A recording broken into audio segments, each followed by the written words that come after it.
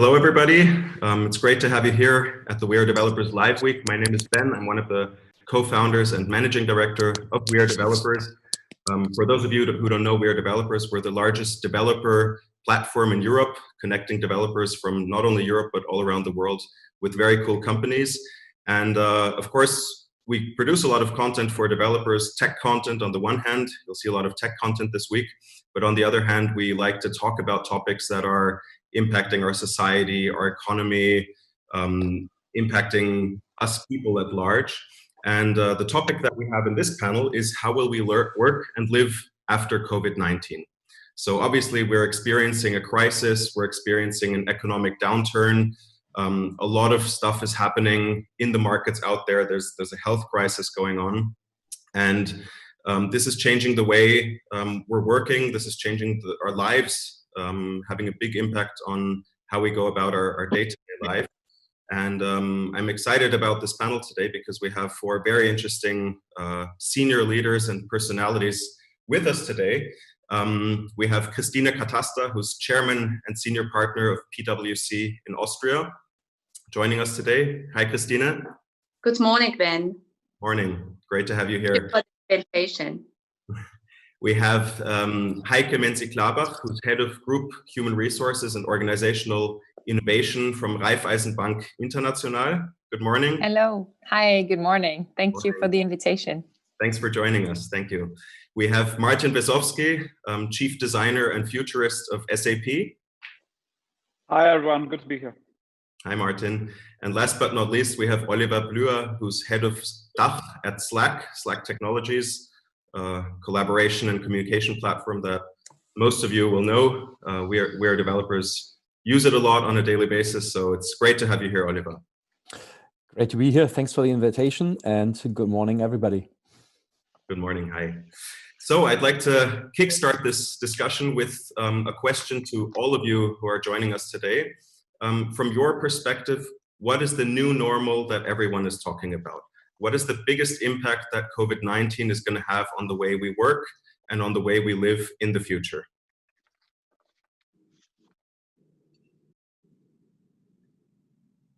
Martin, as the futurist here. I was sensing the pressure. Yeah. I think it's the idea that it's the new normal. Exactly in your question. I think we will go back to normal, and we will realize. We talk about, oh, will this be the same thing again? Some people say yes, no. Many things will be. We will continue travel. We will continue to pollute this planet. We will continue to have business models that are not sustainable in that way, but also not sustainable in a being ready or risk aware business models way. However, that will be the first reaction to go back. As much as we will run to the pubs and to the restaurants to have a good cocktail with other people, that will not change. The new normal will be when we realize that this was not sustainable for the long term, and we start to discover what I call the long-term thinking. So, of course, we are just apes, right? Homo sapiens is a fantastic ape that dominates this planet, and we behave in a certain way. Let's not fool ourselves. However, when we think a little bit further, actually innovate and change for a long-term perspective, start to repair our house rather than repair our house. We start to turn to visions and our passions and future relationships rather than tactics and immediate measures. And I think that will be the switch the coming year or two, but not the next 3, 4, 5, 6 months. Christine, maybe we talked about the topic in a previous discussion about long-term planning and thinking, that senior leaders need to start thinking and acting and planning their organizations with a very long-term kind of time horizon. What is your take on that? I think the world changed, and it changed during a very short period of time, because if I go back to January, where we had the economic forum in Davos, so the major concern of the C-level people was all kinds of environmental issues. But a couple of months later, they know that the most important value is the health value. And you have to place it in front of all other values. Because why? It's really destroyed a lot. So some industries who were really affected, it's a complete change for them, and they need now a long-term planning. Why do they need it? Because they had liquidity issues, and so they had to take much more debt on their balance sheet. And so the next years, the coming 5 to 6 years, they need to repay that debt. So the debt equity ratio changed dramatically during such a couple of months. And now they have to focus, how can they repay their debts during the next 5 to 6 years? So that means they have to do some kind of restructuring, some kind of cost savings. They have to be very efficient. And some of them have to start really a new way of their business in order to be capable and able to do all this debt repayment. They also have to think maybe they have to take on some equity instruments because they cannot live with the debt to equity ratios. So that's now the major concerns of a lot of C-level people of all the industries who were affected. Heike, from an HR perspective, what are the big changes that are going to take place in the future as a result of this crisis? What can we learn, and how will HR have to change in the future? Well, I think we can learn quite a lot. And we have seen that mobile office or working from home is really working. So this was an interesting learning, I would say, in the very first place. However, I think we need to be a little bit careful, because there are, of course, voices that say, oh, it worked quite well, so we don't need the offices anymore. So let's close down many office spaces and save money. And this is, of course, tempting, especially when I relate to what Christine said in that you have to save costs maybe. But on the other hand side, also relating to we are still heading towards what we are used to. And I think one of the major issues is really, communicating with people in a physical way. So we see that it works quite fine the way we do it right now. I mean, we have all got used to that. Still, we realize and we do a regular pulse survey with our employees in order to get, the feeling of what they need and how they are. And we realize that what they really miss is the informal communication, the, connecting to people that goes beyond virtual communication technologies. And we need to be very careful that we do not drop the baby with the bath, so to say, in now changing it all over and realizing that maybe we should have been more cautious in putting together the good sides from the previous world and then the lessons learned that we have right now, but still keeping what is precious to us. And we are human beings, and human beings need community. They need to live together. We cannot do that in a remote way all over. So combining and getting a right balance between having the commodity of staying home, but yet having a place where you can communicate, where you can, get together and feel that you are not alone, but with others, it will be very important. So this is the big challenge that we have. Mm-hmm. Oliver, continuing with the topic of communication, obviously you're a provider of one of the world's leading communication and collaboration platforms. What is your prediction? Will this increase incrementally? Will this increase exponentially? How will we be using digital communication and collaboration platforms in the future based on what's happened in the last couple of months? So I think it will force many to rethink what they have been doing. And there are some very different cases out there. There's companies who, let's say, underinvested in technology in the past. Let it be either that they have 96, 98, or even more % of their revenue not being online or digital, and being extremely hard struck by the shutdowns and the consequences of the pandemic. So they will definitely rethink on that side. On the other, there's others who underinvested in their infrastructure. I had many discussions with companies who had problems with their VPN connections, and all of a sudden everybody was out there. There weren't enough laptops available. I heard CIOs talking about like buying bulks of 100 laptops here, hundreds there, just to equip the people and enable them actually to work from home. So overall, it will force us to rethink. And if we go into a direction where we are more flexible, and I understand not everybody can work from home, but many roles probably can and can do it more than have been in the past, then we will have to rethink the underlying infrastructure for our companies to enable that kind of flexibility. And that's my overall theme in collaboration. Inject flexibility into businesses. It's going to be a key part for the future. Okay. I think this topic of diversifying into digital business models is a very relevant one.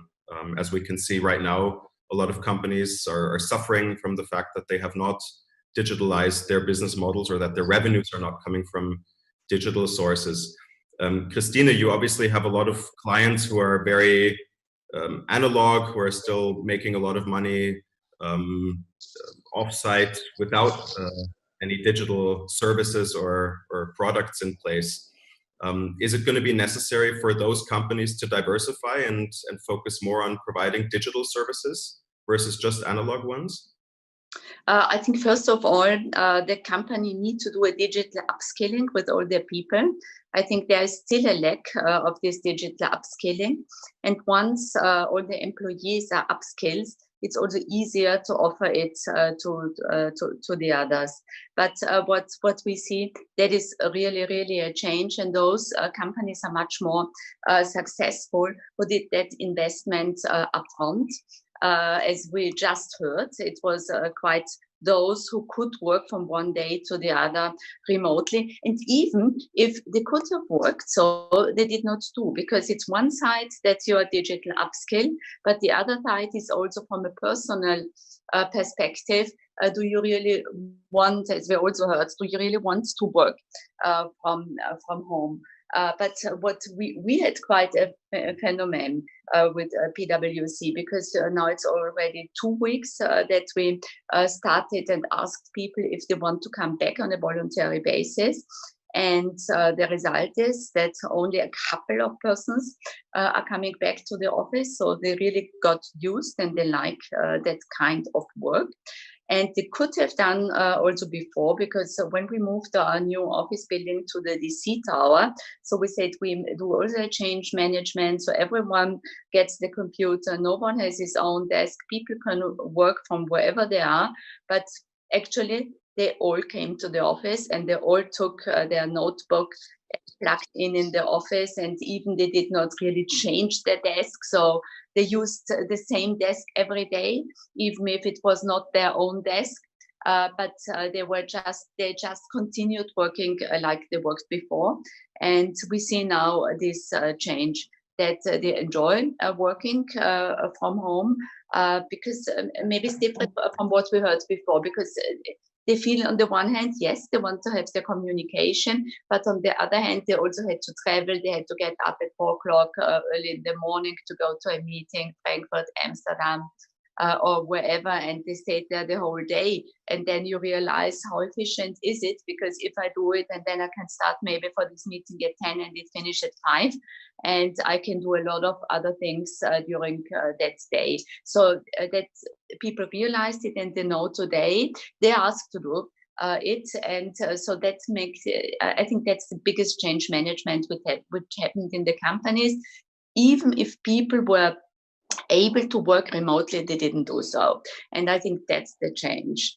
And I think those who did not invest before, I think they need to invest, because you are maybe not as cost efficient. If some companies are working remotely, are saving costs. Yes, we need a kind of communication, but we have to question always if we have to go and if we have to travel for a one-day meeting, or maybe it's sufficient to communicate on a personal basis with those people, let's say once a quarter, but not maybe every week. And then we can be more efficient and to be competitive in the future. I think companies really need to digital upskill, to really think about and to evaluate before they are doing it ever.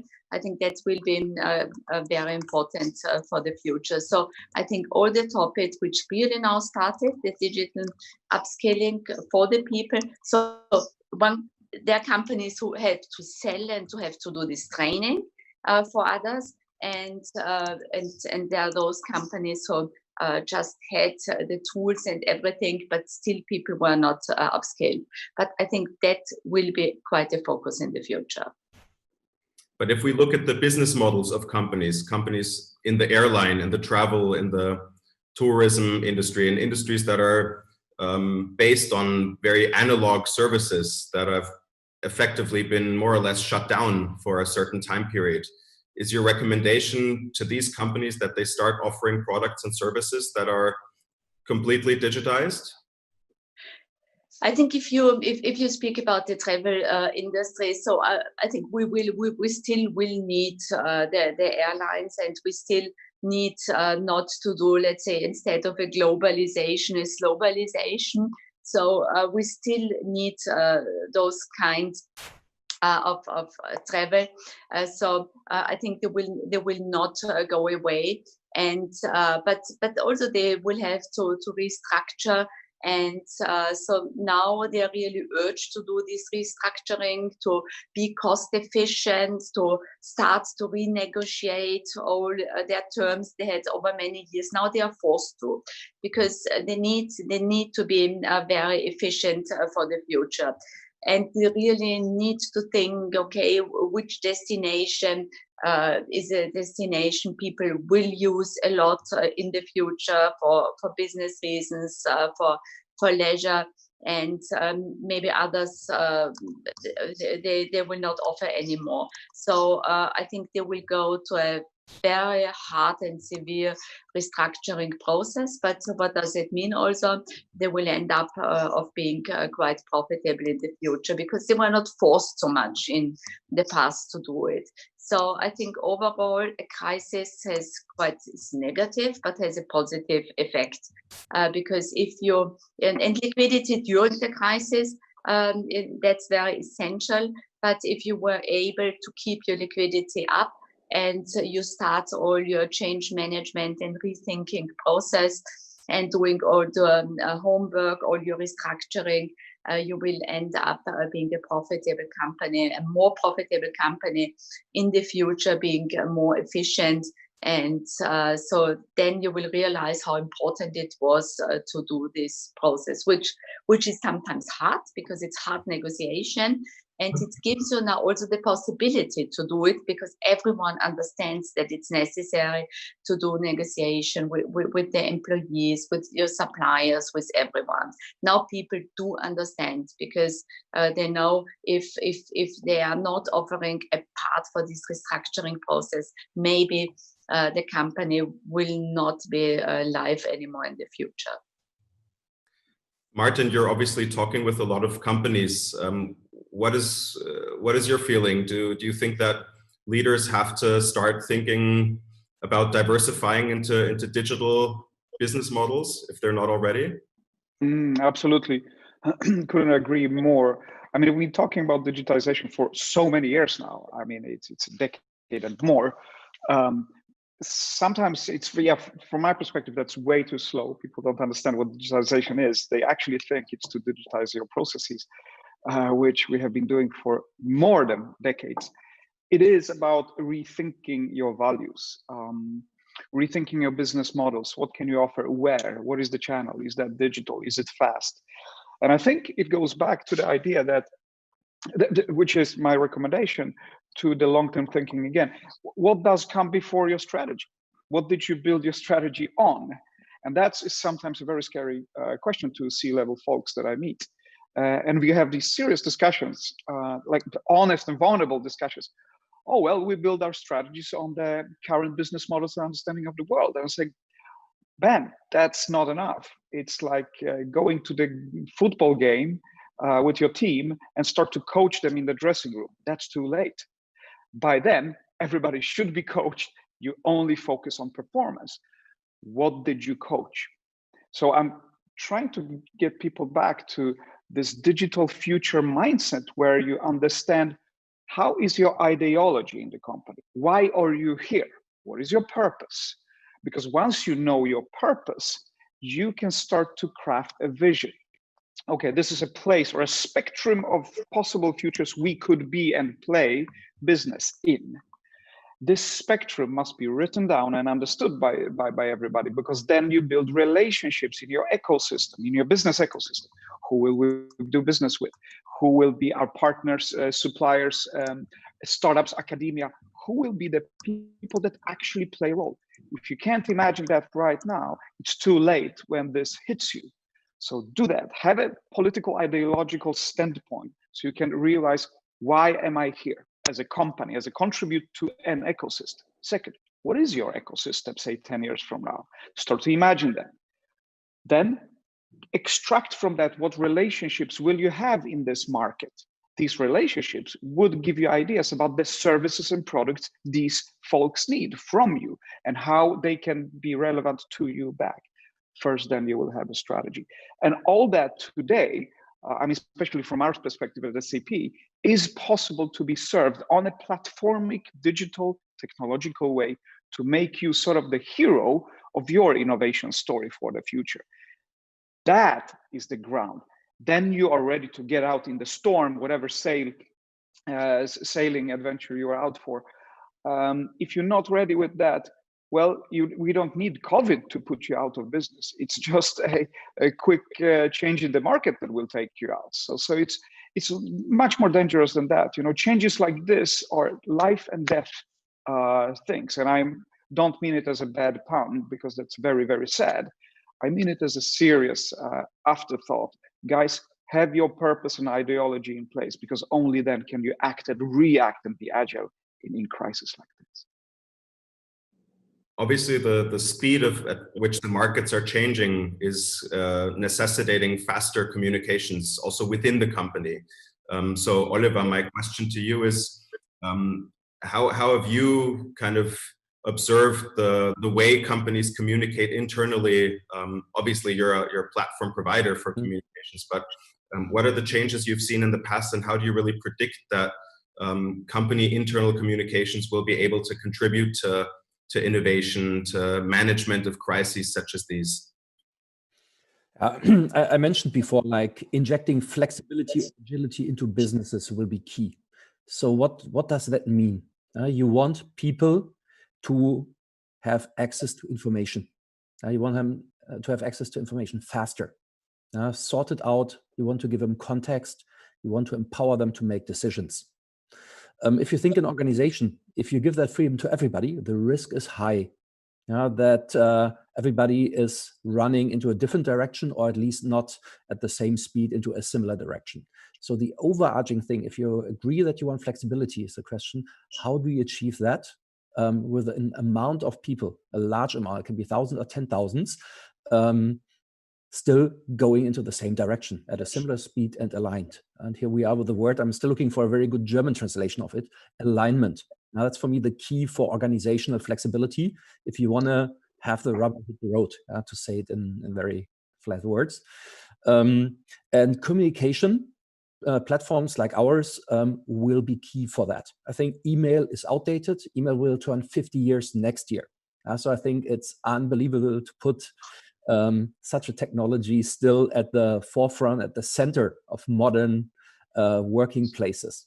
It's going to be a different way. It's going to be platforms that make information and context more structured, more accessible, and combine that. Not only the communication that we as people do, but with communication of systems that are being integrated, and also not stopping at corporate boundaries, but going beyond and bringing the pieces together. So I think we will switch massively from information silos to wide-spanning communication and collaboration platforms that bring together people, data, and applications, because we see a widespread or an even larger and growing number of applications that the different people use and need to actually do their job. And those Platforms are going to be the glue that is keeping everything together and making sure that alignment is happening and that the effect of having all this information and empowerment and the need to take decisions faster is not having a negative impact, but a positive one, so that everybody is going into the same direction. Do people need to learn how to use digital communications platforms such as Slack? Is that something you feel education is necessary within the organization so that people use it effectively? Because I recently read an article about the fact that a lot of people never learned how to use email, for example. So they're not using it effectively, they're overloaded, they're not managing their time well. Do we have to learn to use communication platforms within the organization? I think so, because we have learned now over up to 50 years. My first email address I got like in the early 90s. So I'm myself, like I'm emailing 25 years. We create certain habits. And if we transfer them simply without reflection into modern tools, we by default are not getting the most out of it. Email is by definition a siloed communication. I have information in my inbox. Nobody else has it. I control how I share it. If I behave like that and without thinking and distribution lists and all those kind of things, then I'm definitely under leveraging the possibilities that modern platforms offer. So with every customer that I'm talking to, the topic of change management and education is a big one. Otherwise, I'm just transplanting the past into much newer, better technology, but I might as well just spare the investment if I'm not leveraging what I can get out of it. Heike, touching on this topic of internal communication and collaboration, how does internal communication and collaboration work at Raiffeisen Bank International? Well, actually, I mean, we have changed quite a lot because due to Corona crisis and the fact that people were not on premise, so to say, we needed to completely redesign the let's say communication strategy. And what we actually did in a very quick way is installing, let's say, something that in the agile world you would call it stand-up meetings. And stand-up meetings now in the mornings are very usual for most of the teams, I would say.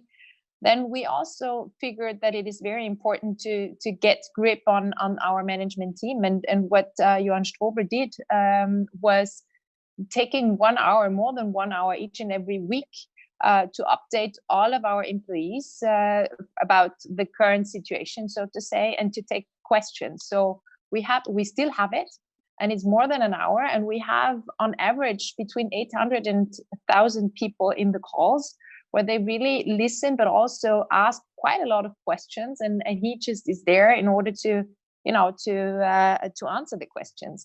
We have several additional formats. For instance, when we were announcing our plans on how to get back to office after the remote working, we had more than 1,600 people in one call, where we were, giving the information, but then asking questions, and we had like 50 minutes where we were receiving questions and answering that. And for me, this is a sign for, let's say, maybe democratizing information. Like in a big organization like Raiffeisen International, you have, oftentimes you don't have access to a lot of information. But now it's a level playing field because nobody meets nobody. So the only way that you can communicate is in a remote way. And to me, it seemed that it's happening much more consciously. So it really becomes visible if people are, separate from information. That is why each and every manager is very cautious and very, let's say, conscious about how to communicate, how to spread information, and how to make sure that people are on the same level. And I would say that it was also much more awareness of the importance of information and how to make people feel secure, so to say. Like if you're off and you don't see anybody and you don't know what's happening, it might be that you really feel, insecure. This could happen on premise as well, but nobody, takes notice. But right now, it was absolutely clear to everybody. So having it very structured, a very regular, and a very democratized, I would say, and level playing field communication for us was key. And this is definitely something that we would want to keep, even if we continue to come back to the office, and if more people are again working on premise. This is one of the things that we really strive to keep, because we found it is very, very precious to give, as you said, also the guideline to align. If you have the CEO talking to you each and every week for 1.5 hours and just, taking questions and answering them, that gives a lot of alignment, a lot of direction to the people that then can go back and say, okay, now I know what we are heading for, and I'm safe and know what my contribution could be. So this turned out to be super useful. And what are the changes you will make in the future with regards to the internal communications? I mean, what we are currently thinking of is, and that relates also to infrastructure, because if we envision that some people are coming back and we again have the meeting settings, what we need to make sure is that people who are on premise and people who are remotely joining meetings, that they meet on eye level. Right now, we have a little bit of a problem that those people who are physically there have, let's say, maybe an easier way to communicate than those who are remotely joining. And this is for sure something that we need to make sure. And also to keep some of the standardized and remote communication settings. So what was earlier, these one time a year or maybe twice a year big employee where we all came together and the board was talking once or twice, we figured that this is not the way. But having this very regular and virtual meetings is far more effective, because you can reach so many more people, and you can do that on a regular basis, which is just so much more influential and so much more powerful than having it once or twice with a big, organization to do it.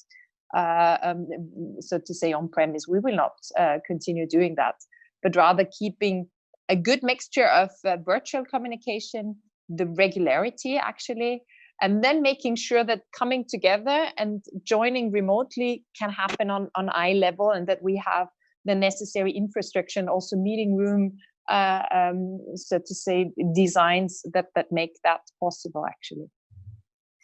We touched upon the topic of upskilling, the need to really digitally upskill the people in our organizations. So Martin, also Heike, and also the others, what does that actually mean? What do we mean when we say we need to upskill the people on a digital level? Is it confined to being able to use digital communication tools, or does it go beyond this? If I may start very quickly, I think it just is the whole definition. It's absolutely beyond this. If you upskill people on using different tools and apps, that must be the given every Monday morning work we have to do every Monday morning, now and 2029. We need to ask the bigger question: what do we do that for? How do we skill our talent, and what is the purpose of that upskilling? The change will always happen. People always will have to use new tools and new digital environments. Again, for what? So we're going again back from this shareholder value to ecosystemic values. What are the values in our ecosystem, which is much more personal and again, ideological idea. We want everybody to know this and this and this. And Heike touched upon this information sharing together with Oliver. What is our common knowledge here? And if we have that, why? Why do we spread exactly this knowledge, not this knowledge? So again, back to ecosystemic values that we share. Every company has values. However, they are very quickly going back to shareholder value. What tools are you using? How did you do they code Java, this and this and this? This is what shareholders want to know, because they want to know if you're prepared for the next 3 to 6 months.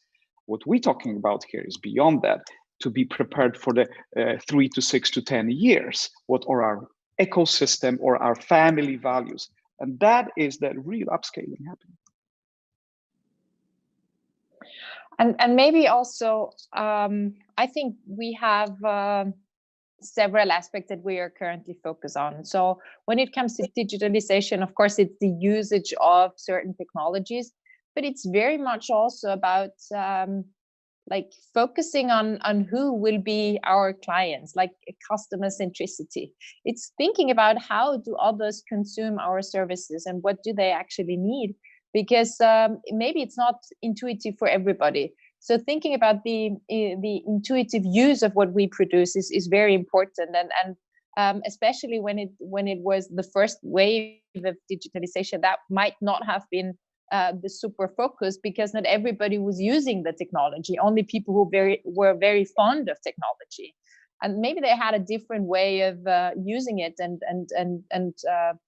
applying technology. And now we're in a way where we say it should be usable for everybody, for your grandmother. It should be, if we are looking at the financial services, it's not just for the youngsters, but it's just for every generation that we want to create a value add. And this is really important, that you are able to walk in the shoes of different clients and make sure that they are easy and comfortable using what we do, so to say. And then I would say the second big issue is that we're working with data. We are working with so much data that one of the big pillars of how we educate, so to say, or we upskill our people is working with data, so that you're able to see what you can do with the data. And as you said, purpose becomes super important, because you can do anything with data, for the good and for the bad. So it's really, really important to have a strong purpose, but also to have the skills that you're able to see what you can do with the data, that you can read data properly, and that you can overall, turn it in something that is value adding in the end. You said it, to your ecosystem. I would say, like, for us, to the employees, of course, HR, but also to our customers, and certainly for the society as a whole. So this is what we are focusing on when we're talking about upskilling and digitalization in the broad sense, in trying to break it down, actually. And maybe I can add also from a PwC side. So what we started first for an internal basis. So we have a digital upskilling app where it's very easy for everyone to do the learning, because always you have to start with the learning to be able to think also about new business models in the future. And so our purpose was also to solve the problems of the society. So what we did during the crisis, the app was before, it was only to be used by internal persons, or you could buy it. But we offer it now on a, you can just download it from our webpage. So without any cost, you can download it, everyone, every Austrian employee, but also on a worldwide basis. It's offered to everyone that you can download this app for free until July. So what we want to do, and that is something we want to do for the society, so that everyone can do very easily that learning. You can do it wherever you are, while you are, let's say, walking or doing other things. Always take the app. You have always your iPhone with you. Download it and make a new session, because you need the basis of this upscaling. And once you are done and you have all these lectures out of this app, you are also maybe more able to think about new business models, because the digital transformation, a lot of people think also is digital, to digitize what they already have and digitize their own systems. But what we heard before also, once you have done this, you have to have the vision of what can I do next? How can I change also a business model, maybe completely different, what is not in existence today. And so it's quite, and if we go back, for example, also the newspapers, they had at a certain period of time, they had to think going from the paper, reading newspaper to online. Today it's crystal clear for us. But so every every business have to think how they can offer their service in a more digital way in the future. And as a basis to start to think, it's good to do those kinds of education to yourself, to take your time to go through such apps, which is now these e-learning tools. They are so simple because you can do it whenever you want, wherever you are, and you can really use the time. So that was the reason why we said, okay, we're now in a crisis and we want to do something for the society. So just let's offer to everyone on this earth who wants to do his own learning to download the app and to take the time to be on a basis of the digital upskilling, that you can start thinking beyond. That was the reason behind. So I encourage everyone to download that app, to ask your employees to download it, so that you are on a certain level of digital upskilling where you can start thinking beyond, and to get your new vision, your new strategy, and to do your thinking process. What can be a new business model of my company?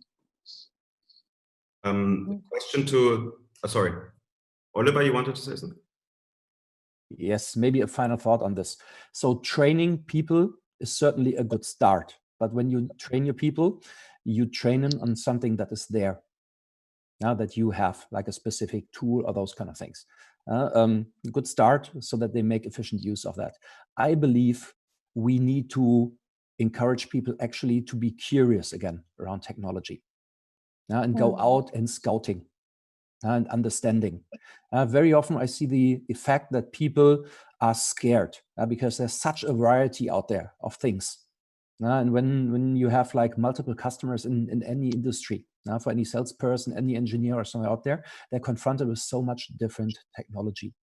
So we need to help him to handle that. So teaching, you can give him a framework and help him understand the structures and players that are out there. But you cannot teach him everything. You need to instill the curiosity and the willingness, and you give him the framework, the time, the encouragement to actually get involved and understand. And I think that's something that we are really lacking at the moment, the curiosity to understand. And if you build a car, for example, it's a development cycle. If it's efficient 3-4 years, in reality, probably more 5 to 7 years. So you really need to understand trends and what's out there in terms of technology. How otherwise can you now start building the car that's going to be released in the mid-2020s? And I think it's going to be even more important to be curious in scouting out there for technology, what is happening, what is really shaping the future, and also adopt an attitude of trying stuff rather than retracting on something that we know and that we have. It's comfortable and we cannot make mistakes, but to be successful, we need to get out of the comfort zone and encourage our employees to do so. Martin, you spend a lot of time talking to C-level decision makers. You're an evangelist at SAP. What is your prediction? Do you think that networks will become less relevant as a hiring criteria for top management decision makers versus skills? Yes, I'm coming back to the idea of ecosystems. So my job is mostly about writing visions and strategies for one of our board members. I also do evangelize about it sometimes, which is a good job. Yes, networks, and I call them ecosystems. Again, I think it's very important to understand that you can exploit whatever resources you have. You can exploit the skills or whatever you're looking for as a tool to make your business happen. But I think Oliver touched on it in a beautiful way. You need to explore the possible, being curious, and imagination is a business activity nowadays. That can only happen with networks. We are living in such a complex world, to be simplified, by the way, that we cannot innovate alone anymore. You need to innovate with others, and that happens only in networks. And I think Oliver's business and the likes of Zoom and so on, these are the competitors to Lufthansa and the analog meeting. I mean, look at how VR heads are hard to find nowadays, or how just buying a decent meeting camera nowadays is a 1 month wait on Amazon. I've seen people having meetings in gaming situation where they actually log into a strategy game, sit around a cowboy campfire and have a discussion because that's nicer than a Zoom. I'm serious about this. I mean, the audio video is the same. You have your avatar, you move, but you have this environment, this imagination happening, and they have good discussions in a game situation. I mean, alternative realities, again, enhance experiences. This is exploration. This is curiosity, imagination. This is actually nurturing your ecosystem of networks rather than asking blunt questions about the bullet points of the skill sets you have. We assume that whatever skills you need, we can share them and give them. We can complete each other. And this is another call to action. Stop competing so much. Start to completing each other. You complete an ecosystem with a need, with something you can give. And we can look at Burning Man and all other gifting ecosystems where the economies and business models are a little bit different than we used to. From competition to completion of each other. For that, you need networks and ecosystems. What do you guys need? And this is also the biggest question you see on social media. Guys, I can walk your dog, I can buy your grocery, I can 3D print stuff that is broken. Basically, these are tiny little personal business models that are now completing an ecosystem, a network of needs. And this is why I think your question is right on spot.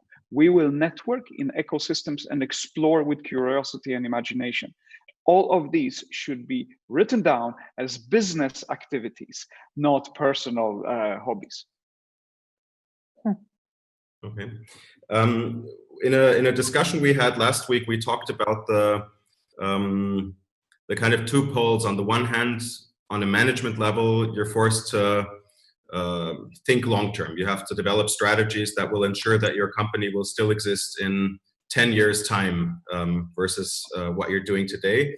On the other hand, you have a lot of pressures. You have the pressure to create shareholder value. You have the pressure to deliver immediate quarterly results, to be profitable. A question to all of you, but starting maybe with Christine, is how do you recommend that leaders should go about tackling both of these pressures, creating long-term strategies that will ensure their company's survival in the future versus creating results, immediate results that will allow for shareholder value and profitability in the short term? So I think I start because there's always a confusion about this digital transformation. And we heard because a lot of C-level people thought in the past that it's just digitizing their systems. I think today they start thinking also about new business models, and those who are not ready for that, I think we need to train them and to give them this vision. Because if you want to increase your shareholders' value, you need to have a good equity story. And to have a good equity story, you need to tell people what you will make different in the future in order to increase your value, because otherwise you always stay on the same level. On a short-term basis, they have now the challenge that they have to meet all the obligations. If they raise the additional debt, they have to repay the debt, they have to be profitable. But at the same time, they need to think about their vision, their strategy in the future, and what do I make different? So I think they need really to lean back and to take the time to think about a new business model, what they could do in the future. And I think the time, because a lot of them, they already now digitize themselves. And I think they start to understand that digital transformation is not just to digitize my system, because that's something during the crisis they understood, okay, I have to do it. But is that really the digital transformation? And how can I increase my value for the future? So I have to think what I have to do, can do different in the future. And that takes time. That takes time also thinking, of sitting together, or having let's say also a digital conference together. But everyone has to think, how can I increase the value of the company? What story can I tell to my shareholders when I go out? What am I doing different? After I have now the basis, I'm trained, I understand what, after my digital upskilling, what it means to digitize my system. But what is a new business model? What is maybe completely different from what I did?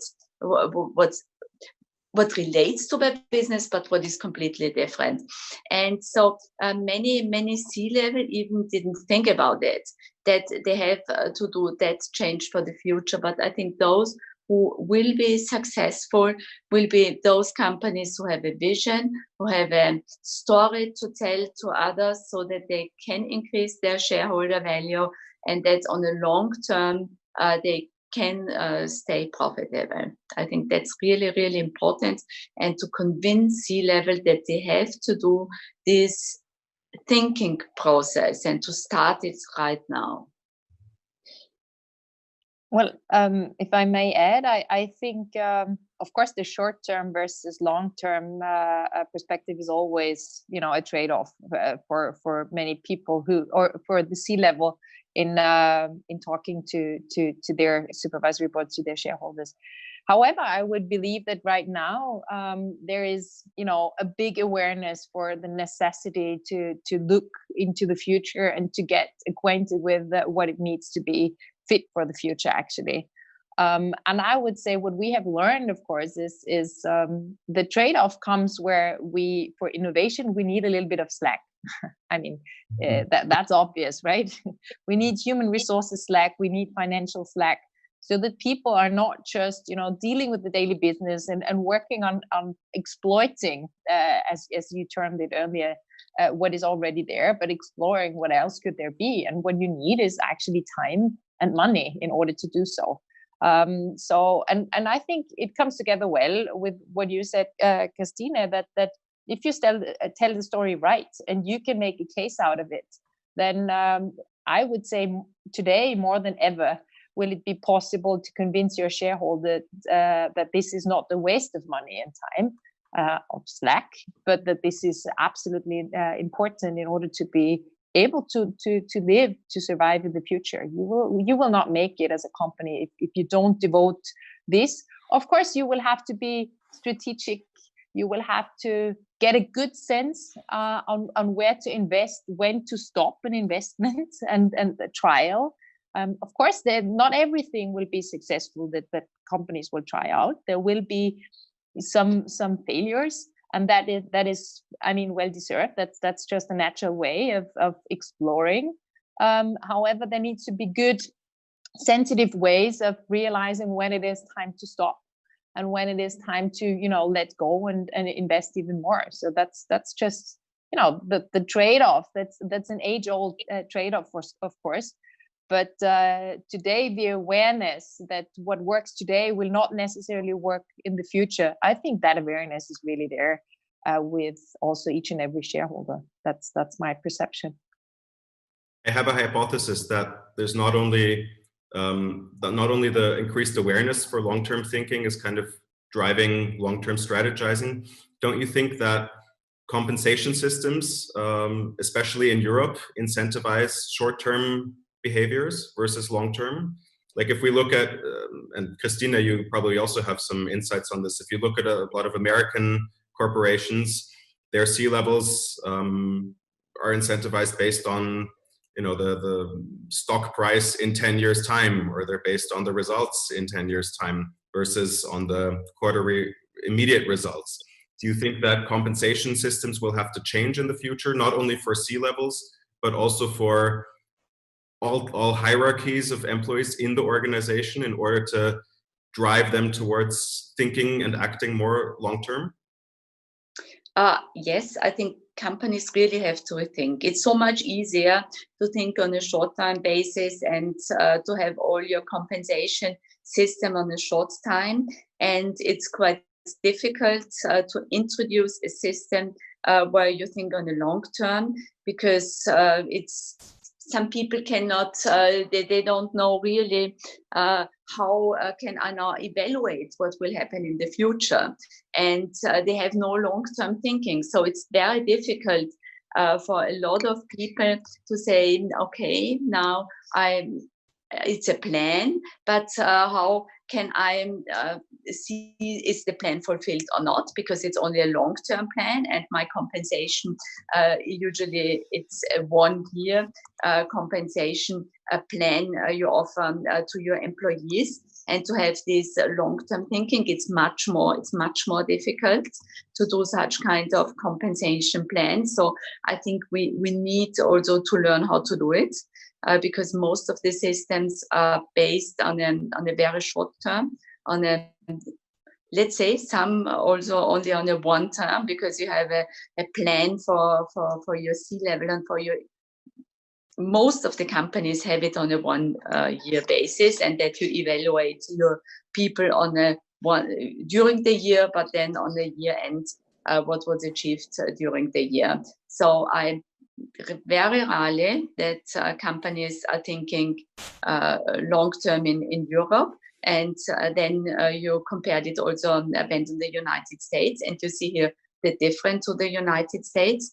In the United States, you have a completely different culture. It's much more innovative, and that's why companies are sometimes also more successful, because they think more to the future. The innovation is much more important, and also if you make an error here or there, it's not so bad like in Europe. That it's you see it then in your compensation. So I think we need here to change our culture, our European culture, to think more long term, to let those people think. Because if you just see also what happened in this in all the digital models and in all the new business models, if you compare the United States and Europe, we are very much behind also China, and it is because of this short-term thinking and because of this short-term compensation system. So if someone has really an idea which you have maybe also a turnaround to your company in a couple of years, it's not rewarded. So it's a cultural thing, and I think we need to learn from the Americans, and we need to bring this culture also to Europe.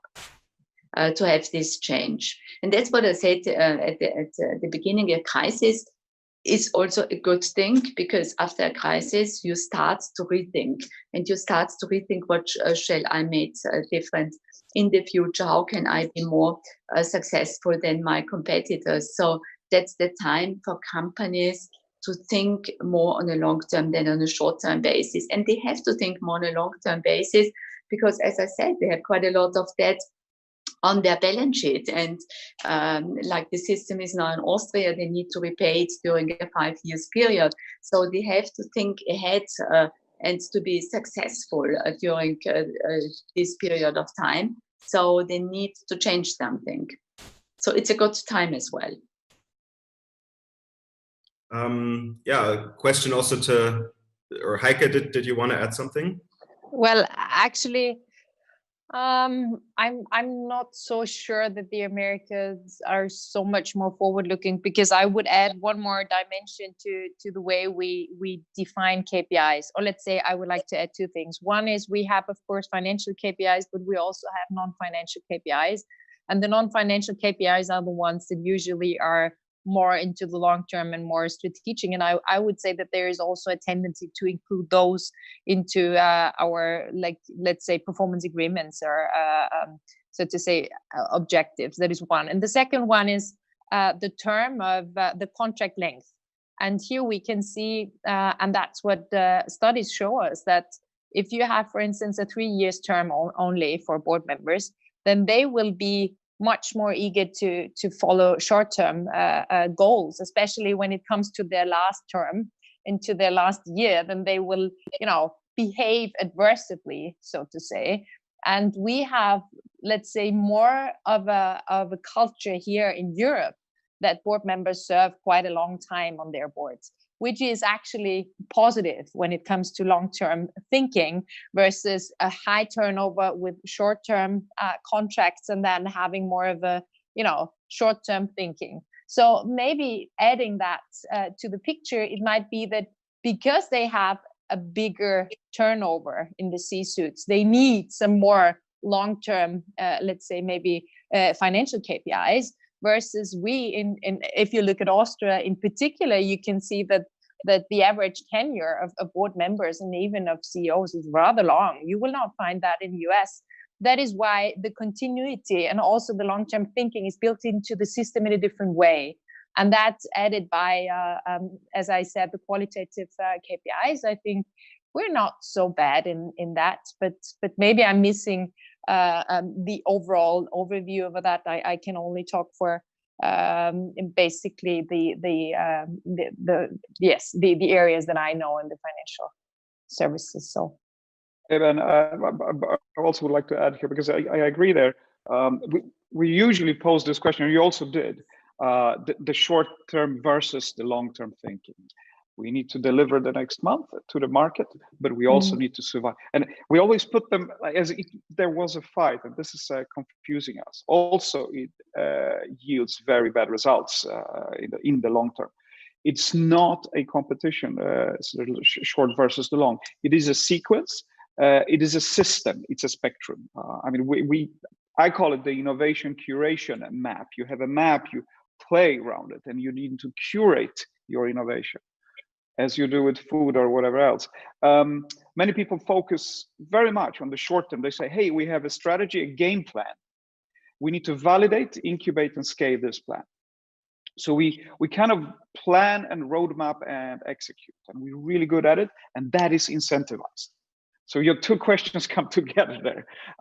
We incentivize and pay for execution.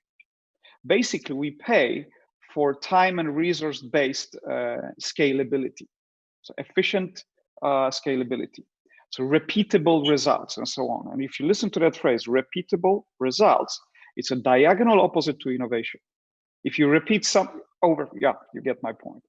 Basically, we incentivize and we plan for doing things right. And when you do things right, you get praise, especially from the market in short term. Now, the big question, how about these things not being the right things to do at all? You can do very wrong things very right. They go together. So before you ideate to operate and execute, you need to explore. So before you have a strategy, you need a strategic point of view. Before you have a strategic point of view, guys, we think this would be right. You need to have some narratives to choose from.